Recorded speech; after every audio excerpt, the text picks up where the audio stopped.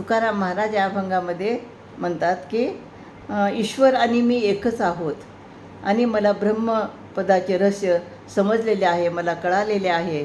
आणि म्हणून या अभंगातून काय म्हणतात ते, मरणा हाती सुटली काया विचारे या निश्चये, माझे शरीर हे मरणाच्या हातातून सुटले आहे, कारण देहाहूनही वेगळा असा मी सच्चिदानंद स्वरूप आहे, असा आता माझा निश्चय झाला आहे. म्हणजे या ठिकाणी तुकाराम महाराज म्हणतात की सच्चिदानंद स्वरूप होणं हे जीवनाचं सार्थक आहे. पुढं काय म्हणतात, नासोनिया गेली खंती सहज स्थिती भोगाची. तर आता माझ्या साऱ्या चिंता नाश पावल्या आहेत, मी आता सहज स्थितीमध्ये आहे, मला कसलीही चिंता नाही असं म्हणतात.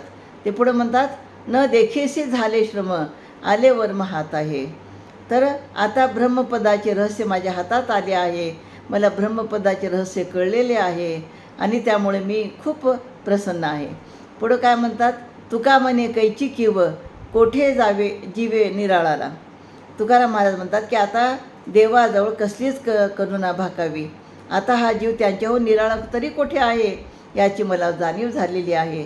म्हणजे तुकाराम महाराज आणि ईश्वर, तुकाराम महाराज आणि विठ्ठल, जीव आणि शिव हे दोन्ही एकच आहे, हे ब्रह्मरहस्य तुकाराम महाराजांना कळलेलं आहे आणि त्यांनी या अभंगातून प्रकट केलेलं आहे.